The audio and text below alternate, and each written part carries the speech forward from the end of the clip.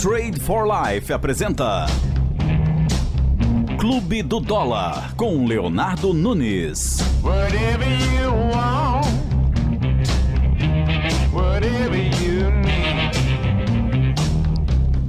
If you want me, where do you think I will be? Olá, olá, olá, olá, olá! Bem-vindo ao Clube do Dólar. Esse é o episódio 21 da quinta temporada, 2 semanas para as eleições americanas, e vamos entrar dentro das propostas econômicas dos dois candidatos. Vou trazer aqui um apanhado em cima do que os candidatos vêm propondo, em cima de impostos, em cima de tributações, de regulamentos, de trade comercial, de comércio internacional. Vamos falar também sobre a proposta em cima do Fed, de Covid, por aí vai. E vamos falar também sobre o grande momento do Bitcoin que está batendo recordes aqui no Brasil. Vamos fazer uma análise desse atual momento. Vamos falar também da Ethereum, que é a recomendação aqui do canal. Então, se você está preparado para a verdade, aperte os cintos porque vamos lá.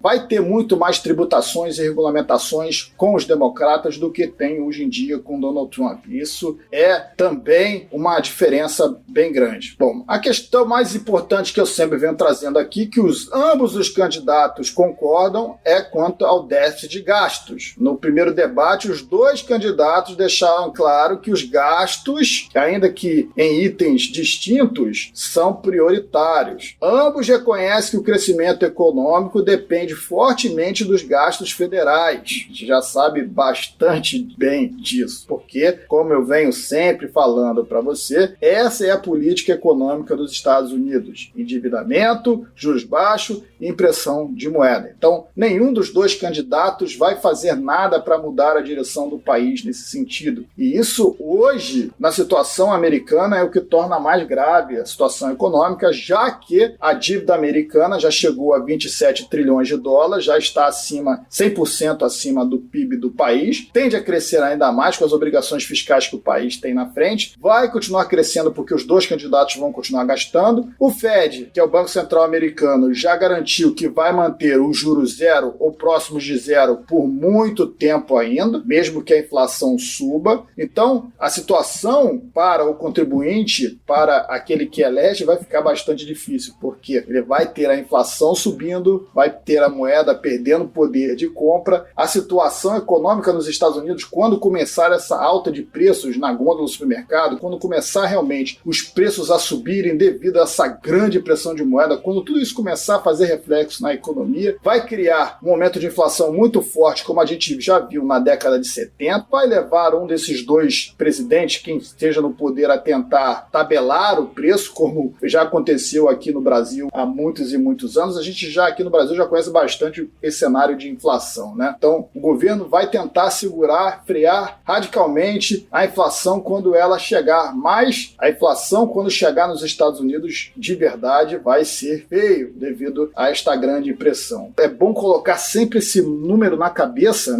22% de todo o dólar que está circulando na economia hoje foi impresso neste ano de 2020. Olha que loucura! 22% de todo o dólar foi impresso neste ano. Ninguém sai impune de tanta impressão de moeda, de tanta irresponsabilidade fiscal como está fazendo os Estados Unidos há bastante tempo. E a gente sabe aqui, você sabe muito bem, que o Clube do Dólar tem o nome de Clube do Dólar porque a moeda americana é a que será mais prejudicada com essa política que os presidentes, que o governo e os bancos centrais americanos adotaram aí nas últimas décadas. E o Banco Central americano e o Fed? Será que muda? Bom, ambos já deixaram uma suspeita no ar, tanto o Trump quanto o Biden, que o Jeremy Powell se mantém no cargo de presidente do Banco Central americano. O atual mandato do Jeremy Powell termina em fevereiro de 2022. E é muito possível que, mesmo que o Biden vença, o Jeremy Powell continue naquela cadeira. E aí a gente vai continuar vendo esta mesma política,